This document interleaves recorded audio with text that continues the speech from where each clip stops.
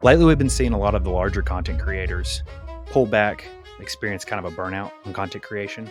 But you've managed to create a truly automated content business. Talk to me about that. Yeah, so I think before I go into that, I think I need to give you the background on why this was necessary.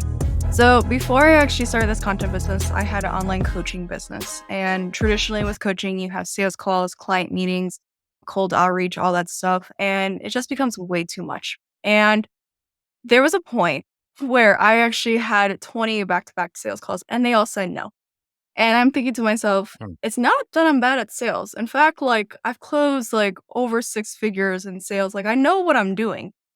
And I realized it was because I was burnt out, because I was exhausted. And we talked before this a little bit of when you have so much money, you're there's this weird thing where I kept pushing. I was like, oh, I made a lot of money. Let me keep going.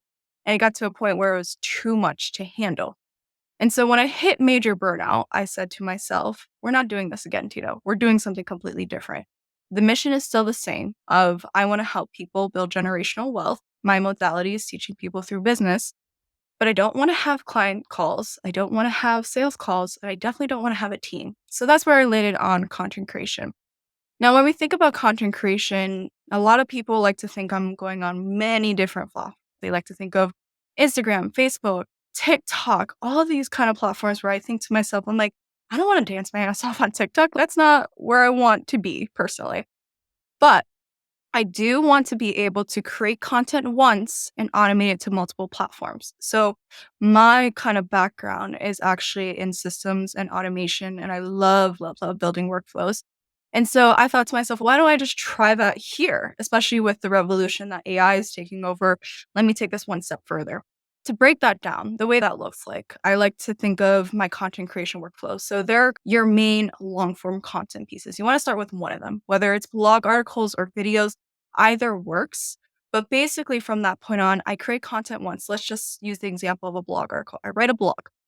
Then I have a trigger in the background where basically when the blog goes live, it automatically pulls, scrapes, takes all that data, puts it into AI, and I tell AI, say, hey, look, I need you to take this blog content and I need you to start creating different content pieces. Create a Twitter thread for me, create a Facebook post for me, create a LinkedIn post for me.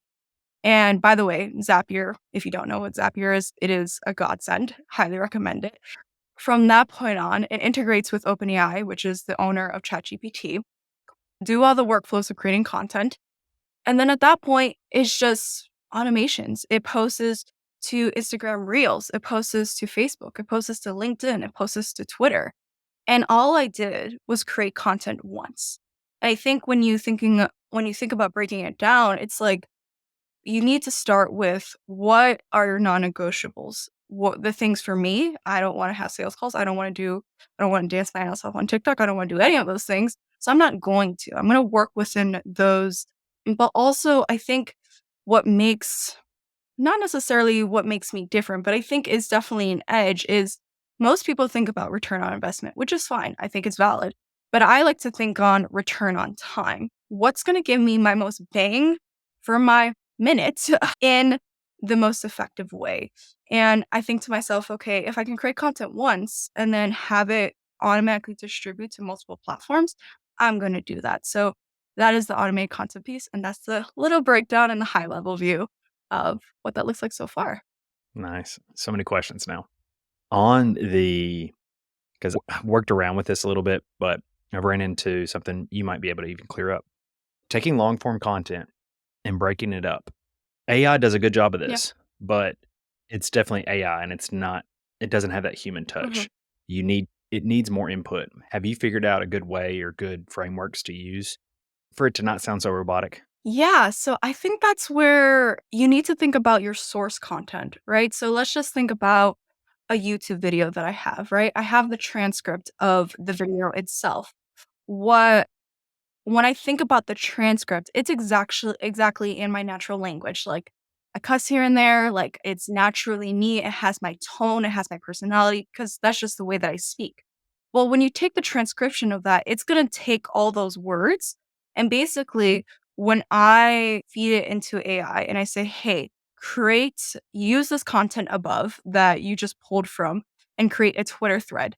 It's not necessarily, using AI language, actually, surprisingly. It's actually using my language that is pulling from the transcript as the model, if you will, to create content. And it's actually quite funny because when I was actually a little bit concerned about that, I was like, how's this going to look like? Is it going to be something that doesn't seem like me? So when I was reading the output of it, I was like, wow, this is actually pretty on tone with myself. And when we take about the plagiarism aspect, there's a lot of plagiarism checkers on AI. I was concerned. I was like, is it really going to flag as plagiarism if it's using like my language? And when I put it into one of the checkers, it actually doesn't flag it at all. It doesn't come as AI content because the content is not blank. The content, the source of I would say what I'm feeding into the AI is actually my tone, is the sentences that I write in my blog articles, is the sentences that I'm saying, let's just say in this podcast or in the video that I'm using.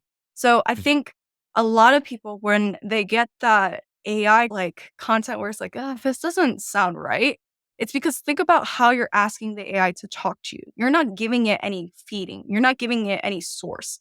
You're just telling it like, hey, write me a blog article. If it doesn't have anything to come off of to create a blog article for you, then it's going to use its own generated language that makes sense to AI.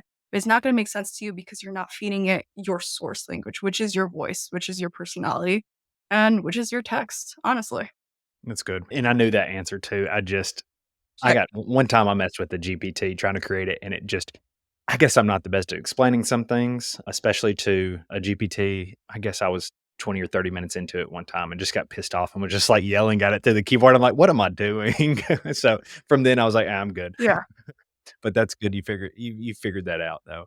So how I know you can't just post a bunch of stuff to oblivion and expect engagement or expect to grow from there. So how are you automating the traffic? Yeah, so I think what most people like to think about, and I think this is something somewhat of a gap that I see a lot with creators, is again, what I mentioned about return on time.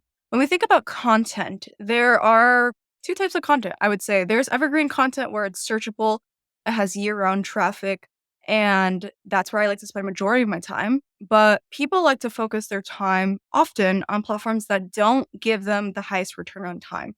The platforms that I don't think give the highest return on time is Facebook, and honestly, people would disagree with me, but I would say even Twitter. And the reason why I say that is because these content platforms, they are driven to keep you engaged on the platform longer. So what does that mean? That means that your content is not going to have a longer lifespan in terms of scalability over the long run. It will go stale very quickly. And that's where I think a lot of creators, they end up getting burnt out because they'll create content 5 minutes later, it's going down the social media black hole and you've spent hours creating that one piece of content. So when we think about traffic, I think it's important to focus on the traffic that's actually working in favor of you. The platforms that I really like to spend my time are search engine based platforms. So when we think about that stack, I think about blogging, I think about YouTube because when you look at the way that these platforms are built for searchability because anyone who's going, let's just say on Google, they're searching on Google. So Google's incentivized to pull content that's going to help them. If your content is searchable, it's, helping people truly, then it's going to help you in the long run in terms of having that content not go stale, I would say. The other piece that I've been experimenting with, but I don't have final results yet, but I think it's important to bring on your radar, actually is Reddit. And I think a lot of people are surprised with Reddit, but I think people are sleeping on it. And the reason why I say that is because Reddit, especially with all the updates that Google's doing, when you actually look into search queries, what's popping up is not actually blog articles, surprisingly. What's popping up is Reddit threads. And I'm not surprised because when you think about Reddit, Reddit actually is really built to prioritize value. It's also really built to prioritize experience. I think the third layer that actually goes a long way where it builds that trust factor is Reddit is a place where people can see through bullshit, I would say. And when people can see through it, if I'm a creator on Reddit, that I'm going to actually give value and put that first because I don't want to go downvoted. I want to go upvoted so people can naturally see more of my comments and see more of my traffic and drive it further. So that's a strategy that I've been playing with. And what I really like about Reddit actually is that it's the one platform where people are actually coming to me for advice. I get DMs from comments that I've written on other threads like months ago. And it just proves to me that it's continuing to be a traffic source because it takes advantage of searchability, but it also takes advantage of they have the top threads where if people see that this is valuable, they're going to continue to upvote it. And then it continues to stay at the top of the algorithm, I would say. And so when we think about traffic, I think to your original question, you want to focus on the platforms that are giving you the highest return on time and that keeps your content longer instead of going stale. And that's what I would say in terms of traffic. That's really good. And I didn't think about Reddit like that. I've been even playing around with how can I incorporate Reddit in with the podcast, essentially like looking up questions Mhm. or what's trending on Reddit and then seeing if I can't get the SEO to tag some of this podcast whenever somebody searches something through there and vice versa. I'm playing with that right now, but that's funny you just said that. But that's a really good point. That and also Pinterest. I didn't even think about Pinterest, honestly. So I'm going to go on a little tangent here if you don't mind. Let's hear it. Me and my friend, we're business friends. I talk to her all the time, like whenever we're experimenting with different strategies. The interesting thing about Reddit and Pinterest, I think, are both really great platforms when you think about driving traffic to, let's just say, a blog, right? It has the evergreen piece, the searchability. It's great for that. But where Reddit, I think, comes better is that I think Reddit does a better job at providing conversions. The reason why I think Reddit does a better job at providing conversions is that you can customize, obviously, your comments based on the situation of whatever the post is saying, right? And so I haven't gotten that far, but she's definitely been experimenting with this a lot more than I am. But what she's seen is that she decided she makes her money through affiliate marketing and blogging. And so what she's been doing is I know Pinterest, I get traffic from Pinterest. It doesn't, her way of monetizing is affiliate links. So she cares more about that. And so what she'll do is she'll go into, say, affiliate marketing Reddits or whatever the group is for that. And so she'll find posts that directly, or let's just say she's promoting a product. She'll find groups and posts that are targeting that product. And she's able to do it in the funnel in the sense of she'll comment on the post, provide value in the comment itself. And then her call to action from that point on is to further drive traffic to her blog article. And the blog article will hold the affiliate links. And when you think about quality of traffic, the quality of the traffic is significantly better on Reddit because search intent is higher. And when search intent is higher, naturally, people are going to go to the link that you that you provided as a resource. And she's told me, I just started this brand new blog. She's testing it out with her brother. And she already got affiliate commissions for Uber, I think. And she hasn't really spent a ton of time. But when you think about investing her time, I would 100% put my money on Reddit. And it's not a surprise because when you think about my trends or what I forecast for 2024 and beyond are not going to be spending a lot of their time on social media. I think a lot of people are going to be spending their time on communities because I think as a society, we're a little bit bored of the picture perfect scenario that we see on Instagram and the highlight reel and stuff like that. And so I personally value experiences. And the way that you're going to find content that truly speaks to experiences are communities. And so when you think about your content strategy, if your content strategy is not including communities or at least experimenting with them, then I think you're going to fall behind. Mostly because that's where people are going to. People want to create their own curated content, either through communities, newsletters. They want to create their own content feed that doesn't necessarily have to be within a specific platform. So that's my soap on Reddit. Definitely think it's a great place to be at. Yeah, that's really good. Let's segue into the affiliate. You touched briefly on that. What are you doing with affiliates? So for affiliate marketing, I would say a very large chunk, I would say 70 to 80% of my income comes from affiliate marketing. The way that I do it is I think about The first thing that I think goes without saying, but sometimes you have to say it to people, is only promote affiliate products that you use and that you love. I think a lot of people forget that piece. And I only promote products that I've actually bought myself, didn't get paid to buy it. I bought it because I wanted to use it. They've done great jobs for me, so it makes it easier for me to sell. Now, moving on. If you've already done your research, moving forward, in terms of the way that strategy looks like, I, again, focus on content that's going to give me the highest return on time. And when it comes to affiliate marketing, I spend my time on blogging as well as YouTube. Now, let's just talk a little bit about blogging. Blogging doesn't necessarily need to mean that you need to create a whole blog from scratch on WordPress. Actually, I highly recommend you don't do that because it takes way too long for your content to rank. There's this other term called parasite SEO, where basically you are taking advantage of another person's high domain authority. So the best place for you to do that is actually through Medium. I love writing on Medium because Medium is that perfect mixture where it has the elements of blogging in terms of high domain ranking, searchability, scalability, the evergreen piece, but it also has a natural social media platform within the place. So it works great because you're not only getting traffic from Google, but you're also getting traffic from the platform itself. So the way that I use Medium is I actually like to have this content mix. I think, what affiliate marketers get wrong is they try to think about how can I actually create content all over the place, but they're not focusing on the quality of the content that they're putting out. Because when you think about affiliates, the whole goal of an affiliate marketer is to drive traffic.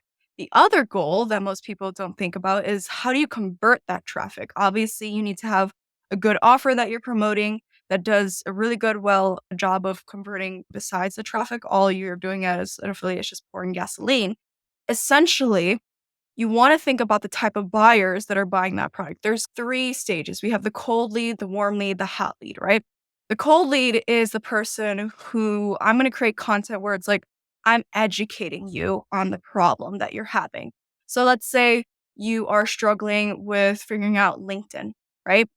Maybe some content pieces that I'm going to talk about is a little bit about, okay, how educational tutorials in terms of how do you actually create a post on LinkedIn? How do you do all these things? Maybe, the basics, right? Covering the basics of this. I'm educating people who are like at the stage where they're like, I know I need to do this, but I need some help. And so when I create content that educates them, it's priming them to go to the second phase of warming them up. Content that looks like that would be case studies. Case studies are great because it shows that you as a person, like you actually have results. And if you are having an affiliate course, or I should say you're promoting a course as an affiliate that's helped you, case studies work phenomenally with that because let's just say with LinkedIn, I gained over 1,000 followers on LinkedIn, let's just say with 30 days as an example. I can break down what exactly I did, but I can also give credit and say, hey, I didn't do this by myself. I did this with this course. Then you further prime the lead and you're like, okay, this is something that I definitely want to consider. Then you have your third content piece. That third content piece is high buyer intent. And these are people who are searching into Google and they're like, X product review, X product alternative, right? So when you think about the content that's going to create that, I'm going to literally create a blog article review on that content piece. So, say, for example, I'm promoting this course, my title is going to be X course review. Or let's just say I know that a competitor with this course is another, let's just say Y course. I'm going to create Y course alternative or Y software alternative. And that is catering to the higher intent. It's not just blogging as that's my main channels, but then I repurpose those blog articles into YouTube videos because I'm actually catering to the second piece of searchability, which is YouTube. And it's honestly what I do is I just screen share my blog article and I talk about what this article is talking about. Marketing. I feel like I want to pause here. Do you have any questions so far before I go deeper? Yeah, real quick, I want to touch base on, or just a quick question. Are you doing paid ads to your blogs Nope. and your affiliates? Nope. I don't do paid Okay. ads. I'm not someone who personally likes paid ads. Haven't had a great experience. Gotcha. The second piece that I think about when it comes to affiliate marketing, there's this really great book called Evergreen Affiliate Marketing. I think it's by McAllister. It's on Amazon. Search it up, buy the book. It's great. But there's a simple strategy that actually converts really well, and that's the gift incentivizing strategy. And essentially, what that looks like is in all my call to actions, one of the problems I see a lot with affiliate marketers is they can't seem to convert people to their link. Give a person incentives to use your link. And the way that I do that is I just simply say, hey, if you found this content useful and you know you're going to buy it, then I encourage you to purchase through my link and fill out this proof of purchase form to show me that you purchased from the link. And then essentially what I can do is I can send you a gift, right? So say, for example, I'm promoting this course that talks a lot about content creation, things like that. What I'm going to give as a perfect gift that complements is, hey, why don't I give you like my 30 plus templates hooks library? And all you have to do is buy it from my link and I'll give it to you completely for free. And you'd be surprised. Like, honestly, when I look at the proof of purchase forms that people do fill out, they do go out of their way to fill it out. They tell me, because as part of the requirement, they tell me two things. They're like, I have it required where they need to answer, like, where did you find this content?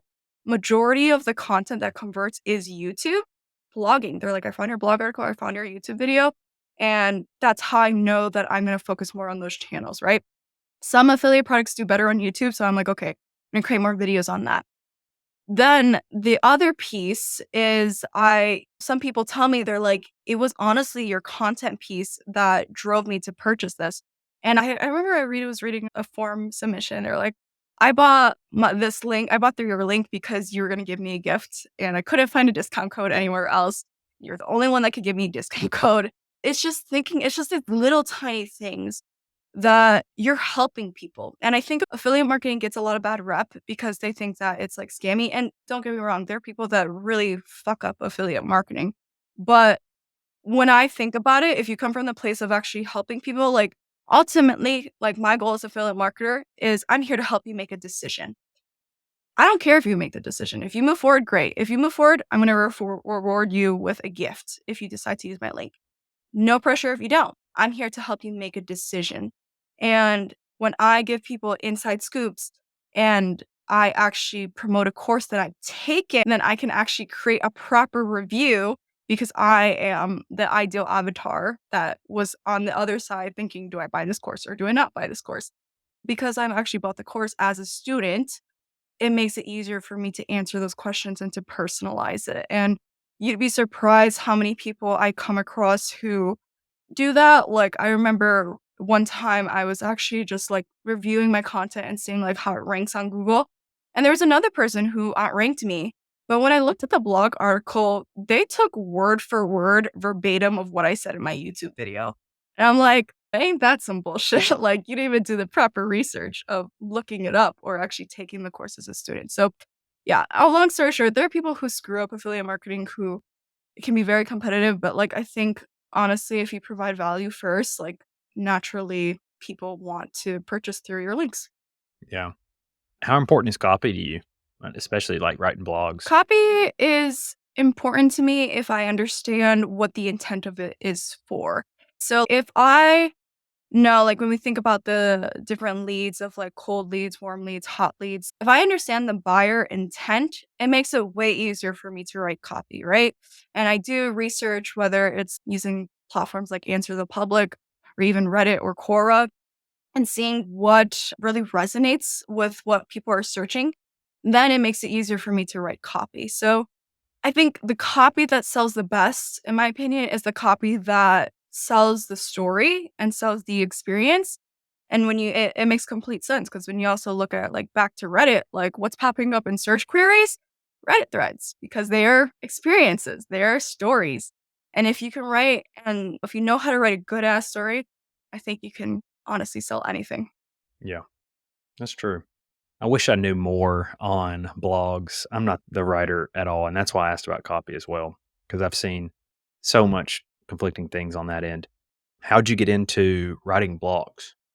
I think it the reason why I got into writing blogs is because It was that necessity of coming from a place of burnout where I was just honestly so freaking tired of doing live video, doing shorts, doing like IG or doing like Instagram stories. Like I was like, I just don't want to show my face. I just don't want to like actually be the face of the business, if you will. And blogging perfectly resonated with like my style of the way that I like to work. I'm someone who prefers to write over maybe filming because writing is easier. I don't necessarily need to think about how I look on camera. I personally don't care, but I know some people do really think about that. I don't. I'm very upfront. This is who I am. This is what it's going to be. But also, like, writing is just something where I get to get a little bit more creative, and it doesn't take a lot for me to be creative. So, when we think about video, like in order to be creative, you have to use like sound effects, animations, all those things. And some people really love that. That's not my jam. I outsourced, I hired an editor to do that for me. But when it comes to writing, it's very simple to be creative. I can hone in and talk a little bit more about the internal feelings that I'm going through. I can talk about the imagery of the scenario, and it doesn't require me to do much. It just requires me to click a few more buttons on my keyboard.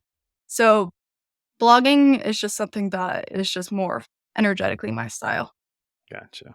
So, how much time are you putting typically into blogging? Because I know you like to automate a lot of things. So blogging, I would say 4 hours, 4 hours a month. Because when we think about it, like in terms of the writing itself, it's 4 hours a month. When it comes to actually like ideation and stuff like that and outlining, I would say that takes me about an hour, maybe an hour or two. But ideation, some people are like 10 ideas a day or do all that stuff. I don't personally adopt to that work style. Since I'm naturally a creative person, ideas come to me as I get inspired throughout the day. I just have a simple Airtable app on my phone, and I like when an idea populates, just write it on my phone quickly, go about my day, and then I'll sit down for one day a month and I'll just look through all my idea pools and I'll see, okay, these four, they resonated with what I wanted to talk about. So that's what I do. And then it also comes down to I think every content creator should have their pillars in terms of what do they talk about a lot. A lot of people, a lot of creators like to make their content a lot about themselves, which is fine. It adds a little bit more of a human appeal, but personally, I'm a very private person and I like to keep it that way. So I'm very like business talk as we can have this conversation here. My pillars are affiliate marketing, email marketing, no code. And so if I'm creating ideas, I'm really sticking with those pillars. And a lot of it is just like repeating itself because I think a lot of people think to themselves like, oh, I already wrote that content once. If you really think that everybody read your entire blog article to remember that you wrote it that one time, that's not realistic. So it's okay to repeat yourself. It's okay to talk about same strategies, maybe use it in a different way or different case study. I think a lot of it is just, it might be boring to me, but it might be like brand new to somebody else. And that's okay. Yeah, that's true. You brushed over email marketing. Give me some tips on email marketing. So when I think about email marketing, I have a hot take. People like to think social media is the bread and butter is of growing your email list. People like to think paid ads is the bread and butter of growing your email list. I disagree with both. So let me talk a little bit about social media. Social media is great in terms of building credibility, building authority in terms of establishing who you are as a brand. When people look up, who you are, the first thing that they're going to pull up is Instagram or TikTok to see if you're actually legit. You just need it to establish the credibility. But in terms of conversions, I am not going to spend my time building my email list on social media. It's just not a good use of my time. Then you think about paid ads. We brushed on this a little bit earlier, but I'm not a big fan of paid ads. Some people love it. First of all, I don't want to spend the money. I'm cheap and I'm okay with that. That's just me. But also, I haven't had the greatest experience with paid ads, and it's just more of a hassle than I would like to really think of. But what we can do is we can understand and dissect what paid ads does really well. And when we think about paid ads, in a nutshell, paid ads is essentially just the pay to play way of borrowing an audience. You're just paying to borrow an audience. Facebook's job is to grow their user base, and they sell that user base through paid ads, right? So if I'm thinking, okay, how can I create an organic way of leveraging paid ads? When you think about it, you're just leveraging audiences. So how can I leverage audiences in a free way? I'm going to look to collaborations. I'm going to look to collaborations at scale. And collaborations at scale could be a couple things. It could be bundles, it could be freebie swaps, hell, it could be podcasts right here. And so when you leverage another person's audience, a couple things happen. It makes it easier for you to target the markets that you're looking at because you're going niche and you know exactly who you're getting on a podcast with or you're collaborating with. But it also creates that kind of faster intimacy and faster relationship because when you choose to collaborate with someone, you're automatically getting that kind of build and trust factor from the person that you're collaborating with. So when we think about the two strategies, and I've been able to add like thousands of email subscribers to my list in less than 90 days, the biggest winner from all those strategies is bundles. And it's not a surprise because bundles are, I would say, the collaboration strategy that has the highest return on time, but it also has the most contributors and has the most largest pool of collaborations in one place. So if you're not familiar with bundles, the way that they work is you have a host. You have a host who's, oh, I'm going to create a bundle, let's just say on affiliate marketing, right? So what they're going to do is they're going to try to find contributors. They're going to try to find people to submit a free product to the bundle. And the whole idea behind that is that you're building, as the host, your job is to build the value of the bundle. The way that you do that is by getting as many contributors as possible. And let's just say there's 20 people who, add $100 product to one bundle, then the value of that bundle is going to go pretty quickly. So the incentive of the host is to get contributors. The incentive for the contributor to give that free product that's originally paid is to grow their email list because the requirement of being in that bundle is that all the contributors, they have to promote that bundle in order to participate. So when you think about that example of, let's just say I have 1,000 followers or 1,000 email subscribers on my personal list. If I'm promoting one bundle, then that means I'm getting a reach from 1,000 from me. But then there's 20 other contributors who are also have their own audiences. Maybe one contributor has 10,000 email subscribers and they're all pointing to that bundle.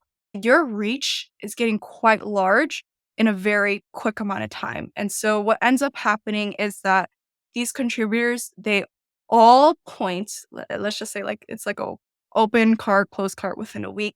And they all point to this bundle and they say, hey, I contributed a free product to this bundle. Go ahead, check it out. What ends up happening is all the audience pulls from everybody else. They all sign up for that bundle. The host incentive is that they get all those signups.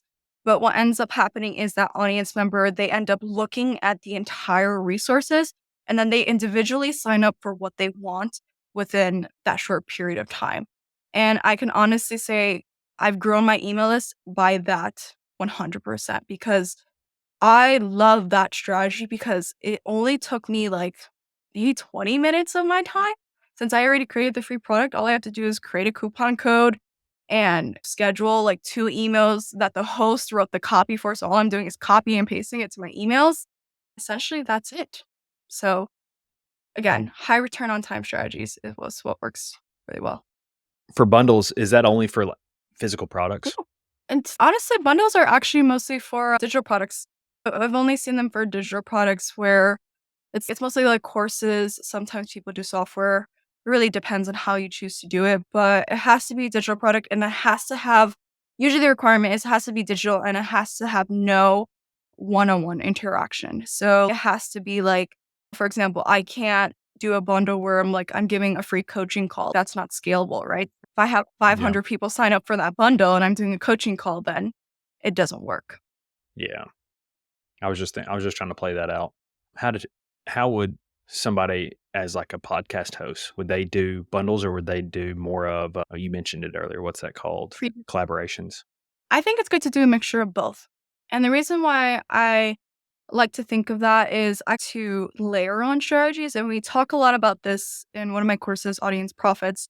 But basically, you want to create a system of traffic that grows your email list year round and doesn't rely on you necessarily being on any social media platform. So the way that I break this down is you have your content. You're going to create content pretty much as you feel like you want to, right? That's natural. And if it's evergreen, great. It's accessible 24/7. So you just think of a calendar. You already have that baseline. Just imagine like a line running every single day through the calendar. That's your content. That's your foundation, right? Now we want to add on strategies where we're thinking about freebie swaps. So freebie swaps are great, very simple. All I'm doing is just let's just say I'm collaborating with you and I say, hey, I want to give your audience a freebie and you get to give my audience a freebie. Let's schedule an email where we're both doing that. And the call to action is just to get the freebie. Great. I'm going to do that once a week and schedule out a freebie swap once a week for 52 weeks, right? And 52 weeks in a year. That's one traffic insert spurt once a week, right? Then let's say I'm doing bundles, right? That's where I get majority of my subscribers. If I do one bundle a month, then I'm going to have this hyper growth within 1 week period, right? So when we think about the calendar, the way that this calendar looks like is you have one line every single day that's going to be going towards content that's growing our email list. Great. You have these little once a week buckets that are freebie swaps. And then you have 1 week a month where you're doing a bundle.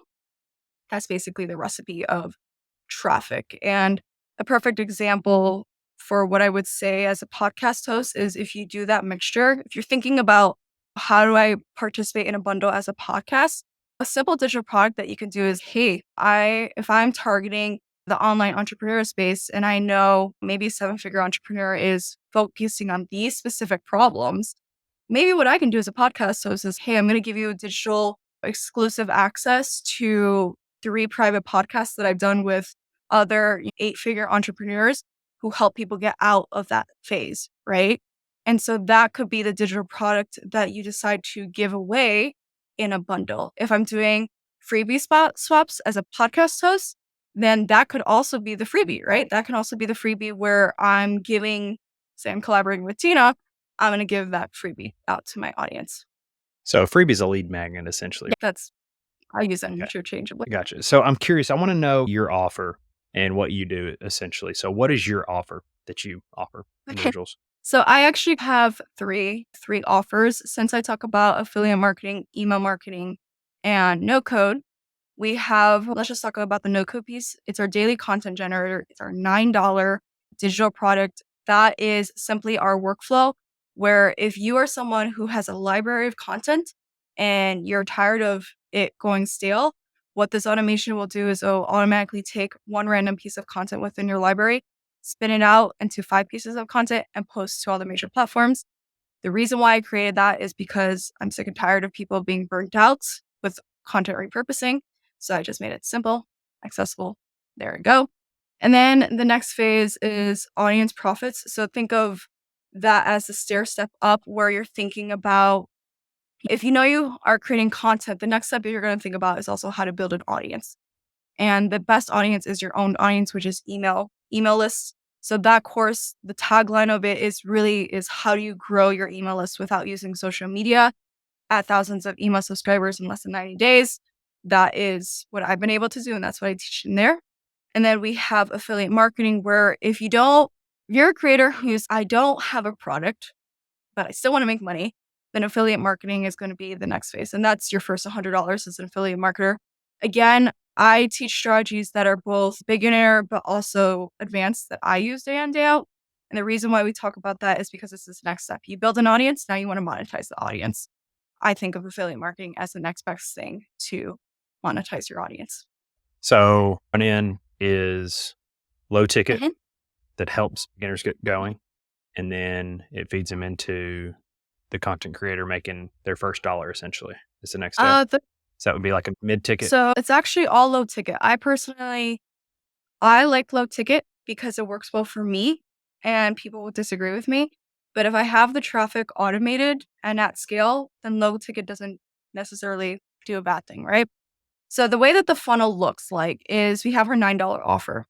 What I'm going to do is I'm going to upsell the bundle where it's like, hey, you want the audience profits course and the affiliate marketer course? And one, great. You get this one-time offer where you're going to get it at one price instead of it's a reduced price, right? And then if you say, hey, I don't want that, then the downsell is going to be audience profits because naturally your next step is going to be building an audience, which makes sense. And then it's just really at that point, okay, once when you've purchased the audience profits course, then we'll do a whole series of emails that's going to upsell you into the affiliate marketer course. But if you really thought about it, you probably would have wanted the bundle, but it's that one-time offer. But some people like to take their time and that's totally fine. Yeah, that's true. The importance of tying those all together with the email marketing Mhm. aspect of it. There's so many, I've talked to so many people who have a great product, a great like service that they're selling, and they focus so much on that one little service, they don't tie anything else around it, and they don't understand how important email marketing is. And it's a lot of people say email marketing's dead and everything. I'm like, no, you have no idea. That is where it's at. That is better than almost anything. Now, I will say I love the YouTube aspect of things Mhm. because you can create something once and it's organically out there forever. That I love the reach of that. But tried and true, you can't beat email marketing. It's a great tool. I freaking love it. I'm not gonna lie. Like, I agree with that sentiment. A lot of people think it's dead, but let me tell you, Black Friday was great in terms of affiliate, like email marketing, affiliate marketing, my digital products, because it's great because I think people are so focused, like you said about the service piece. Like, I kind of think of it in three phases. And I think a lot of creators do this wrong. A lot of creators will focus on the beginning phase, which is traffic. They're building their audience, they're doing great, whatever. But a lot of people go with the notion of, oh, I'm going to build my audience and then I won't sell to them at all. That's bullshit. You still need to make money. And what ends up happening is, let's just say you have this great audience. I've seen it happen so many times where they'll build a product, but they screw up the onboarding process and it just becomes a whole shit show. The better way that I think of is start from the end, right? The end is the client fulfillment, the client delivery. Make sure that the product that you're creating is solid. It's great. And as you say, people have great services. They're creating a solid product, which is great. Do that, but don't get stuck in it. The second thing that you should focus on after you make sure you've automated the onboarding, create a solid product, is automate your selling. And the building the workflows that's going to automate that selling is email marketing. It is building the email automations, the nurture campaigns, the lead magnets that are going to help you create the technology to automate the selling that's going to go to the fulfillment, right? Once when you get that done, easy. Now, all you're focusing on is traffic. If you are building your audience and you've already, say from the beginning and you already had that solid offer, you already had everything, if you go viral the next day, your systems won't break. And that's the point that I'm trying to make because creators, they will go viral. And then the moment they sell a product, everything goes to shit. Like they get really bad angry customers because they're like, why can't I get my product? Why can't, why haven't you delivered to me and all those things is because the systems break. And if you don't really think about scalability, I always think to myself, like, if I had a million followers or a million sales tomorrow, will my systems break? The answer better be no, because you always want to be ready. I've seen so many content creators now, they fall into it or they'll go viral and then start trying to build something and they've already missed and they never hit that next viral tick again. Yeah. And I feel like it's so important if you think you're going to be doing something or want to eventually have something. It's a great skill to learn. It's a great skill to have some kind of foundation that could withstand some kind of product or some kind of like you said back end. They don't not a lot of people talk about that. Do you talk about that in your course like how to build like essentially what you just went over? Not I haven't even heard a lot of people touch base on that. I honestly start from the beginning. So when we think about like daily, like it's a daily $9 daily content generator, that is the back end in terms of automating your content. Because the first thing that I want creators to do, which is ironic, is I want creators to stop wasting their time on content. And I'm not saying like Mm. in a way that like content is bad, but like most creators are so stuck in the weeds that they can never get out of it where they actually focus on strategy to actually build, right? When we think about audience profits, like I'm a very big systems girl. Like I love systems. They're amazing. I'm going to show you like every single thing of, okay, here is the database that I'll give you as a template that you need to create. Here's the automations that I plugged into that database that you actually need to turn on. And then I'm going to talk about here is the automation workflows that you need to build. So say if you're doing partner freebie swaps at scale, one thing you're definitely going to want to automate is the follow-up. Okay, let's build an email follow-up sequence so that if, 100 people want to partner with you, I'm going to give them the application. And then all I'm going to have to do in my database, I'm going to say approve, deny. And then if they approve, they get taken to the follow-up. And they get denied, then they get an automated email saying, hey, we're not a good fit together. When it comes to affiliate marketing, I think about the systems of, okay, when we think about conversions, the only fulfillment piece that you're really thinking about is the gifting strategy. How are we going to automate if a person fulfills the form? Then all I want to do is just click a button and then automatically send them the email saying, hey, here's your gift. And then so on and so forth. No, that's really good. With you going through that too, because I know that you don't believe in high ticket, I'm going to challenge you on this. What if you had, and this is just my mind working, this is how it Yeah. works. What if you just had somebody come along and wanted it done for you and they could afford that done for you price? So I do have a done for you. I am very picky with That's what I was going to say. who I work with. I've only worked with a couple of clients, and that's because I invited them to work with me. And I invited them where I was like, hey, like, I see that you have this problem with automation. Or sometimes, unfortunately, like I buy a course creator's product and it just is such shitty onboarding that I like would say to them, like, hey, I do this for you. I really don't like seeing you struggle.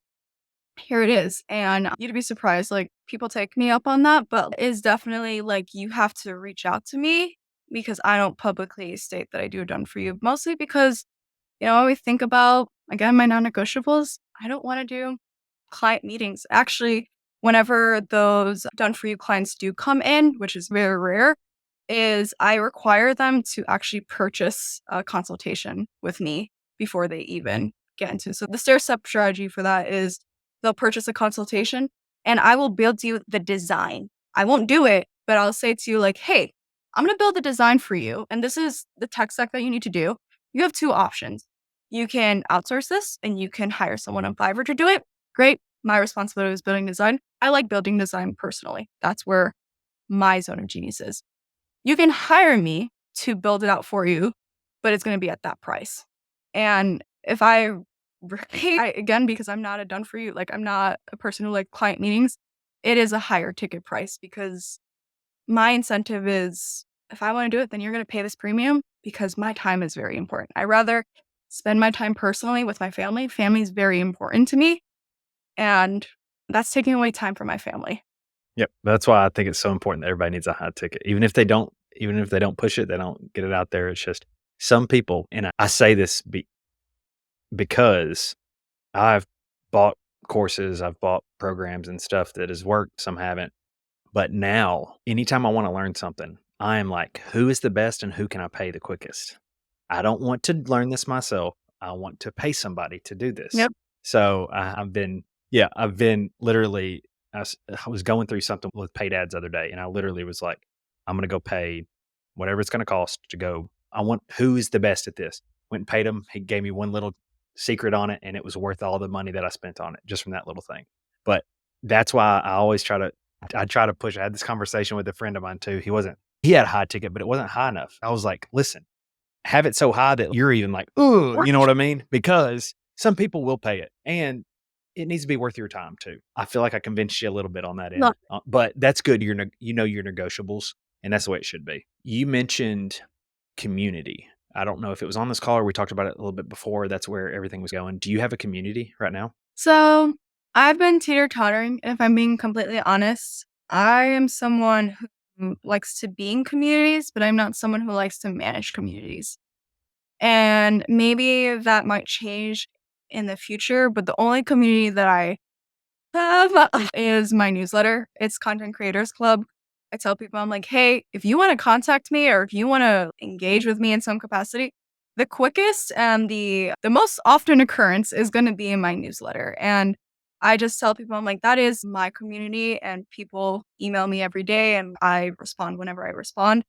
I have thought about a community, but I cannot get over the hump personally of managing one. So I think in terms of Yeah, strategy, it's a great place to be, but it's not for me at this time. makes sense. Now that I was thinking of your non-negotiables, that doesn't fall in line with that. So Yeah. I know that. Did you see where? Do you know who Alex Ramosi is? I think recently I heard he's doing a partnership with school, Yes. and I So that is all we're going to see for the next couple of years now. so I'm gonna bet, I'm gonna say something. Alex Hormonzi, he's great. I read his content, it's awesome. But the person I think you should reach out to and look out to is Mariah Cause, if you're not familiar with her. She introduced me to school before Alex did, before any creator did. And she was the first person that convinced me to go to school. And I find it interesting that everybody after her, they're like, oh yeah, school is great. And I'm like, it is great. I love it. I go in communities there, but cause I think she was the early adopter before anyone else. Yeah, yeah. So school's been out for 3 years now. I want to say Yep. 2 or 3 years, maybe even four. I don't know. Sam Evans is the owner of it, and Sam was a big. He started the first like course, or is it either the course or consulting back in the day? Like he was like one of the first adopters to actually like sell that. I think it was course, and then he had a consulting gig that he did as well. But he was the first big time on that end, like in the early days. So that's cool to see that now, though, that them two have came together. But yeah, school's been around for a little while. What everybody learns from somebody. Where did you learn your frameworks and your essentially your online business in general? Who are some people that you learn from? Okay. So there were a couple of people. I'm only going to share with you the people that I've had good experiences with because I think Yeah. that's important. And I'm not part of culture personally. But I think Anna Faru, she was my mindset coach at the time. She was my money mindset coach. I highly recommend her. She's now turned into a business coach, but when I hired her, she was my mindset coach. She's the one who helped me go through the blocks, the money blocks. You know how I mentioned of you make a shit ton of money and then you're like, some people like I did pushed harder. She's the one who's told me like, no, like you can accomplish everything you want, make a shit ton of money and not need to burn out and work a lot of hours. And so she was the person for me. The biggest, inspiration I would say is Mariah Cause. She's the person that I absolutely love. I used to work for her as not only as a coach on her team, but I used to be a student of hers beforehand. And she's the person that I think is like the hidden secret that not a lot of people talk about, but she's the one.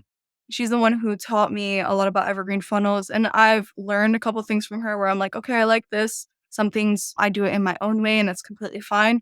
That is, I think, the two core coaches that I would credit a lot of my success to. And then there's like the classics, right? Like when you think about like money mindset and just like understanding how it works, like my degree is in finance. So I love money. I love how it's used as a tool. So Robert Kiyosaki, classic. That's Rich Dad Poor Dad, the person that I like that changed my book, a millionaire, gave me the book and she says it's gonna change your life. And it did. And then just I Will Teach You How to Be Rich by, I believe, Ramit Sethi, I think is his name. That's a classic. That's the person that I look up to a lot. And then there's this book, Investor. And then there is this other one. I can't remember what it was called, but like it's just like the foundational words. I think when you get into entrepreneurship, the first thing that you need to understand is like money and how it works. But those are the people that I credit a lot of my knowledge from. But I think in terms of frameworks, I think the biggest thing that I've learned is from the scenarios where I got burned. And these are scenarios where, unfortunately, coaches didn't work out. In my opinion, they were more about the money than actually helping clients. And I would say, honestly, if you ever see a coach who, it's just my wisdom, right? But if you ever see a coach who talks a lot about how much money they're making, but they don't talk a lot about how much money they're making for their clients, that's a little bit of a flag for me personally.